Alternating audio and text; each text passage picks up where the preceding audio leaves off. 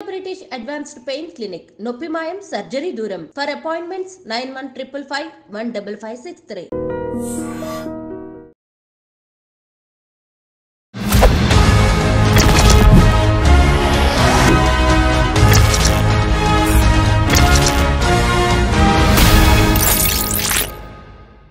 అందరికీ నమస్కారం. నేను Swarupa Potlapalli. Welcome to I dream. Kamareddy triangle love స్టోరీలో అనేక కొత్త విషయాలు బయటికి వస్తున్నాయి. గత 15 రోజులుగా ఈ ముగ్గురు కూడా అంటే ఎస్ఐ, కానిస్టేబుల్, కంప్యూటర్ ఆపరేటర్ వీళ్ళు ఎక్కువగా కాల్స్ మాట్లాడినట్టుగా వాట్సాప్లో చాట్ చేసినట్టుగా పోలీసుల ఇన్వెస్టిగేషన్లో బయటపడింది. అయితే ముగ్గురు కలిసి ఒకేసారి చెరువులో దూకి ఆత్మహత్య చేసుకోవడం ఏంటి? క్షణికావేశంలోనే ఈ పని చేశారా, లేక దీని వెనక ఇంకా ఏమైనా కారణాలు ఉన్నాయా? వీటన్నిటి మీద మనకు క్లారిటీ ఇవ్వడానికి నాతో పాటు సోషల్ యాక్టివిస్ట్ కృష్ణకుమారి గారు ఉన్నారు. ఆవిడతో మాట్లాడదాం. మేడం నమస్తే. నమస్తే. ముగ్గురు చనిపోయారు మేడం. ఒకవైపు ఎస్ఐ సాయి కుమార్, ఇంకొక వైపు చూస్తే కానిస్టేబుల్ శృతి, ఇంకొక అతను కంప్యూటర్ ఆపరేటర్ నిఖిల్. వీళ్ళందరూ కూడా దాదాపు ఒకే చోట పని చేసిన వాళ్ళు. ఇలా ఈ ముగ్గురు చనిపోవడం మీద అసలు ఏం జరిగింది అనే దాని మీద ఎవరికి కూడా ఒక స్పష్టత అనేది రావట్లేదు. మీ దగ్గర ఉన్న ఇన్ఫర్మేషన్ ఏంటి దీనికి సంబంధించి? ఏం లేదండి, దీని మొత్తం బ్యాక్ అండ్ స్టోరీ వివాహేతర సంబంధం, సింపుల్. దానికి 3 కుటుంబాలు బలైపోయాయి. ఎట్లా అంటే, ఇప్పుడు ఈ సాయి కుమార్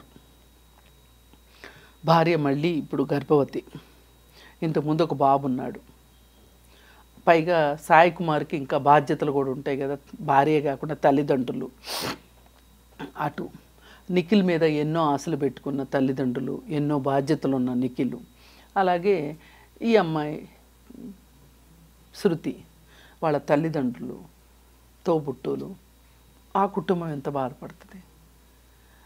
అసలే ఆ అమ్మాయి జీవితం ఒక పెళ్ళి, విడాకులు, దానికి సంబంధించిన బాధలో ఆ అమ్మాయి ఉండొచ్చు, ఆ అమ్మాయి తల్లిదండ్రులు కూడా మా తర్వాత మా అమ్మాయికి తోడెవరు అనే ఒక వ్యధలో వాళ్ళు ఉంటారు. మరి ఇలాంటి పరిస్థితుల్లో ఇన్ని బాధ్యతల్లో ఉన్నవాళ్ళు బాధ్యతారాహిత్యంగా ఎలా వ్యవహరించారు? చట్టానికి లోబడి ఎందుకు లేరు వీళ్ళు? ఎందుకు ఇగోనా ఇక్కడ? స్వార్థమా, కోపమా, ద్వేషమా? ఇవన్నీ కూడా కలగలిసి ఉన్నాయి ఈ స్టోరీలో.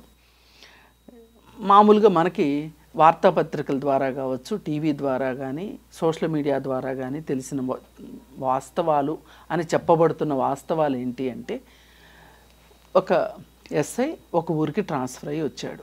అప్పటికే అతనికి పెళ్ళయింది, భార్య ఉంది, ఒక కొడుకు కూడా ఉన్నాడు. వచ్చిన తర్వాత ఇక్కడ ఒక డివోర్సీ అయ్యి కానిస్టేబుల్ శృతి ఉంది. అలాగే ఆ ఆఫీస్లో పనిచేసే కంప్యూటర్ ఆపరేటర్ ఉన్నాడు.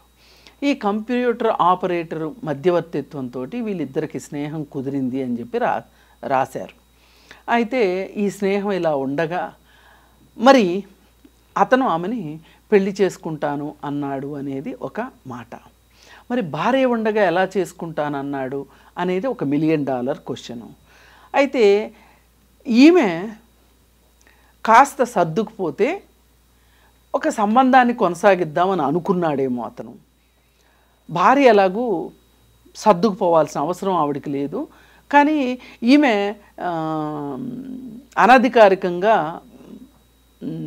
అనధికారిక సంబంధమే కాబట్టి, వివాహేతర సంబంధం కాబట్టి ఈవిడ ఒప్పుకుంటుంది అని అతను అనుకుని ఉంటాడు.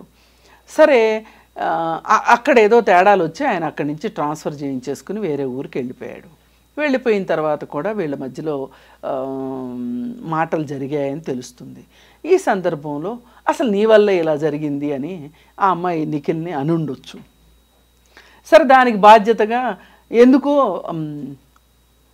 మనిద్దరమే పెళ్లి చేసుకుందాము అనే ఉద్దేశంతో తెలుగు సినిమాలో ఒక బరువైన డైలాగు ఆయన కూడా చెప్పుంటాడు.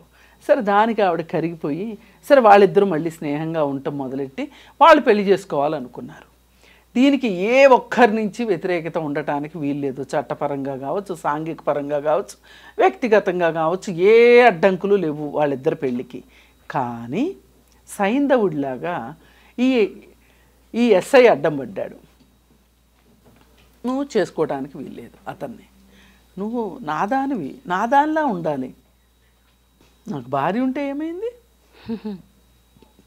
నువ్వు నా ఆస్తి, నా ప్రాపర్టీ. ఇద్దరు పెళ్ళాల ముద్దుల పోలీస్ అవుదాం అనుకున్నాడు. అక్కడ నువ్వు పెట్టవు,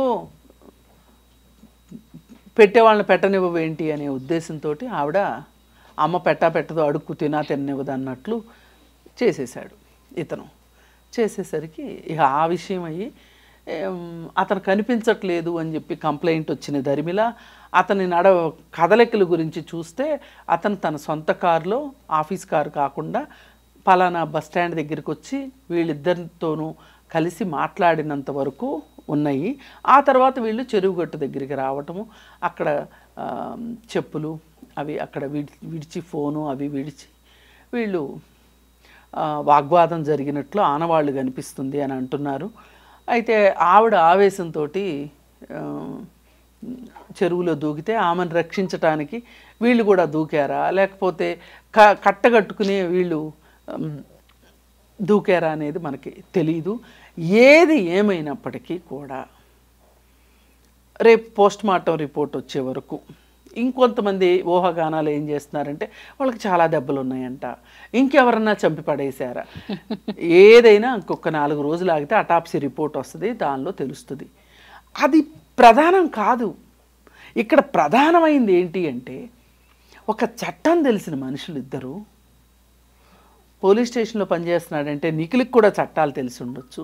చట్టాలు తెలిసిన ముగ్గురు ఇలా అపసవ్య మార్గంలో వెళ్ళి ఇలా జీవితాలని అంధకారంలోకి, చనిపోయిన వాళ్ళు బాగానే ఉంటారు, వాళ్ళకి ఏం తెలుసు చెప్పండి, చనిపోయాక ఏం తెలుస్తుంది, ఏం తెలీదు. ముగ్గురు బాగా చదువుకున్న వాళ్ళు, బాధ్యతాయుతమైన ఉద్యోగాల్లో ఉన్నవాళ్ళు, సమాజానికి ఎంతో చెప్పాల్సిన వాళ్ళు, వాళ్ళే ఇంకా తమ సమస్యను తాము పరిష్కరించుకోలేక మిగతా వాళ్ళకి ఏం చెప్పలేక సూసైడే శరణ్యం అనుకున్నారంటే అసలు ఇది కరెక్టేనా? అసలు ఇప్పుడు ఇది శరణ్యం అనుకోవటం కాదండి. మామూలుగా ఒకసారి గాంధీజీని ఒక తల్లి కొడుకు వచ్చి కలిశారు. తల్లి చెప్పింది, పిల్లవాడు చక్కెర తింటున్నాడు, వద్దంటే వినట్లేదు, అదే బెల్లం తింటున్నాడు, అదే కావాలని మారాన్ చేస్తున్నాడు అంటే ఒక వారం ఆగి రమ్మని చెప్పారు ఆయన.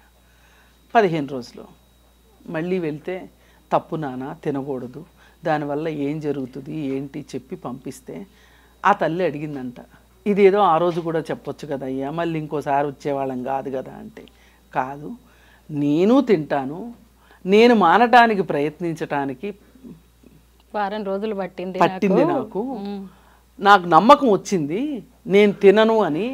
నేను తింటూ బాబుకి తినొద్దు అని చెప్పడం ఎంతవరకు కరెక్టు అనే ఉద్దేశంతో నేను మళ్ళీ రమ్మన్నాను అని చెప్పారు. ఇట్లాంటివి మనం నేర్చుకోవాలి. ఇవాళ మనుషులు ఎవరు కూడా చెప్పేదానికి చేసేదానికి సంబంధం లేకుండా చేస్తున్నారు. మనసులో ఉన్నది ఒకటి, మాట్లాడేది ఒకటి, చేసేది ఒకటి.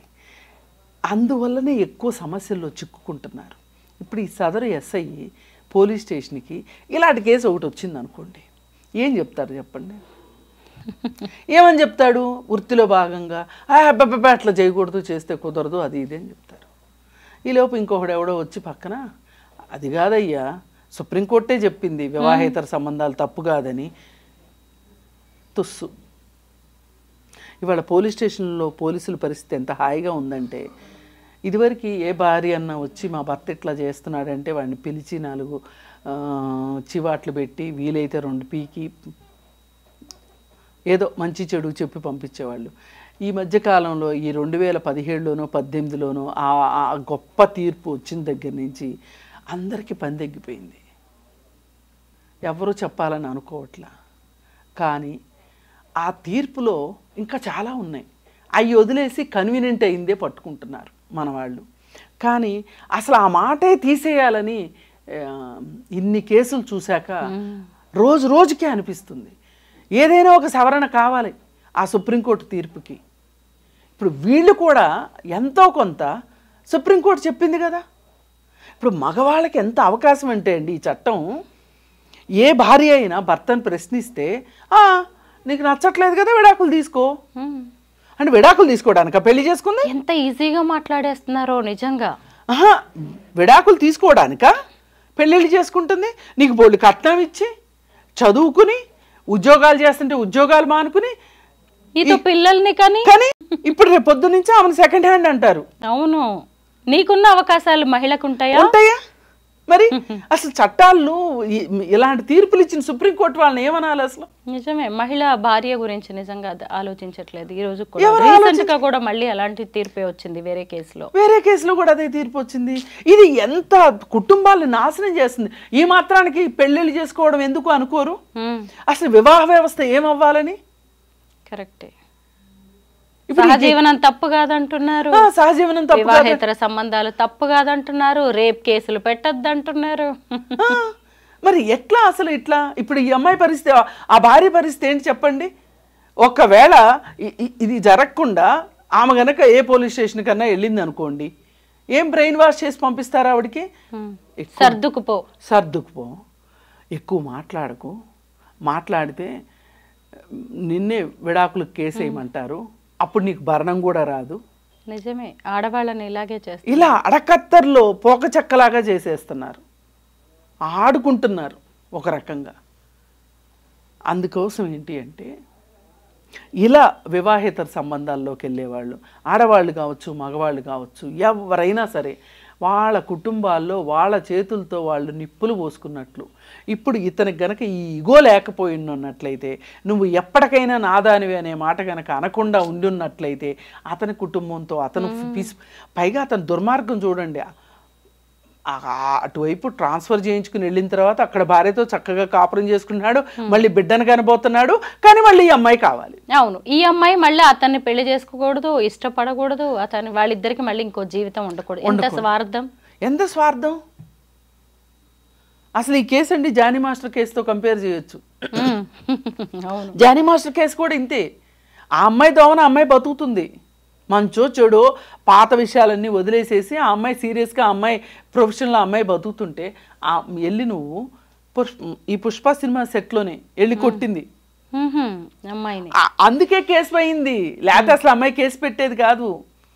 అంతకుముందు మానసికంగా హింసించాడు, శారీరకంగా వేధించాడు, ఫైనాన్షియల్గా తనదే పెత్తనం చేసుకున్నాడు. ఇన్ని చేసినా కానీ ఆ అమ్మాయి నోరు మూసుకుని ఉండి ఆ తర్వాత ఏదో భార్యాభర్తల మధ్యలో జరిగిన ఒప్పందాల్లో భాగంగా నువ్వు ఆ సంబంధాన్ని వదులుకోవాలి అంటే జానీ మాస్టర్ వదులుకున్నాడు, హ్యాపీగా కుటుంబంతో చిల్లైపోతున్నాడు, బాగానే ఉన్నాడు హ్యాపీగా. ఆవిడ కాళ్ళకి దండాలు కూడా పెట్టేశాడు ఒకసారి ఒక స్టేజ్ ప్రోగ్రామ్ లో.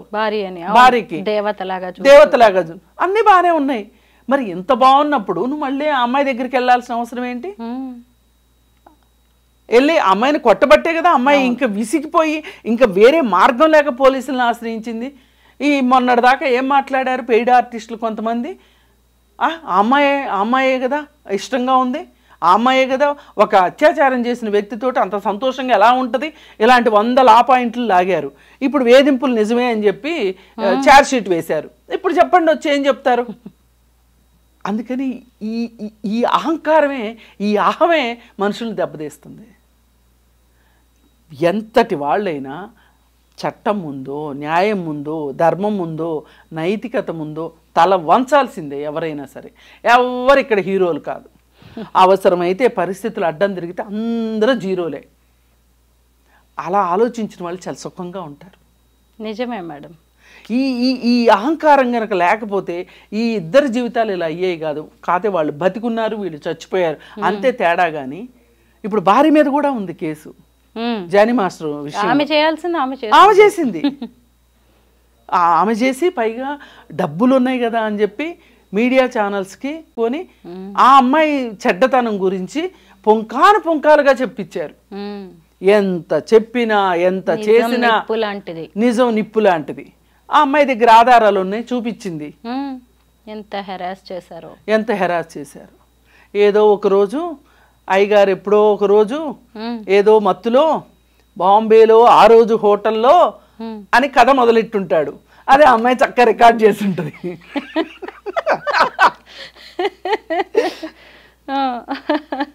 దొరికిపోయింది. అలాంటి ఇంకెన్ని ఉన్నాయో. అవును. అందుకని మనం చాలా సింపుల్గా తీసుకుంటున్నాం కానీ ఈ విషయాన్ని ఈ అహంకారంతో నేను మగవాడిని, నేనేం చేసినా చెల్లుబాటు అవుతుంది అనే ఒక మనస్తత్వంతో చేసే వాళ్ళందరూ వాళ్ళు నష్టపోయేది కాకుండా వాళ్ళ పక్కనున్న వాళ్ళు కూడా నష్టపరిచి బాధ్యతలు మర్చిపోయి ఇలా చేసేవాళ్ళు ఏ శిక్షకైనా అర్హులే. వాళ్ళ అతను చనిపోయి బతికుండి కేసు పడి ఉంటే గనక బ్రహ్మాండంగా ఉండేది. అసలు ఇలాంటివి చూసి ఎవరైనా బుద్ధి తెచ్చుకోమని చెప్పదలుచు. కేసుల వరకు వెళ్ళలేక ఇలాగా నరకం వరకు ఎక్కడికో వెళ్ళిపోయారు. అసలు చచ్చిపోయిన వాళ్ళ గురించి కూడా నిజంగా నెగిటివ్ గా మాట్లాడాల్సిన అవసరం లేదు. బట్ సూసైడ్ వాళ్ళు చేసిన తప్పులు ఎక్కడికి పోతాయి? ఇప్పుడు చనిపోయినంత మాత్రాన తప్పులన్నీ చెప్పారు సొసైటీకి. వీళ్ళు ఇప్పుడు ఏం మెసేజ్ ఇస్తారు చెప్పండి? ఒక బాధ్యత గల ఉద్యోగస్తులు బతికి కనీసం చేసిన తప్పుని సరిదిద్దుకున్నా బాగుండేది. పైగా వీళ్ళందరూ కూడా చూస్తే చాలా పేదరికం నుంచి వచ్చిన వాళ్ళ కష్టపడే ఉద్యోగాలు సంపాదించుకొని తినే టైంకి ఇవన్నీ ఏంటి? అసలు వాళ్ళ గవర్నమెంట్ ఉద్యోగం దొరకటం ఎంత కష్టంగా ఉంది. అక్కడ కానిస్టేబుల్ ఉద్యోగం అయినా సరే. నిజమే. అందుకని ఇలాంటివి చూసైనా సరే కనువిప్పు కలగాలని చెప్పి నేను కోరుకుంటున్నాను. నిజమే మేడం. వివాహేతర సంబంధాలు ఎప్పుడూ విషాదంతాలే. అసలు ఇలాంటి వాటి వల్ల పెద్దగా ఒరిగేదేమీ ఉండదు. బట్ మీ ముగ్గురి కారణాలు ఏమైనా అయ్యుండొచ్చు. చనిపోకుండా ఉండాల్సింది. సమాజానికి ఇంకో రకంగా వాళ్ళు వాళ్ళ జీవితాలని మార్చుకొని చూపించాల్సింది. Thank you so much madam. Thank you.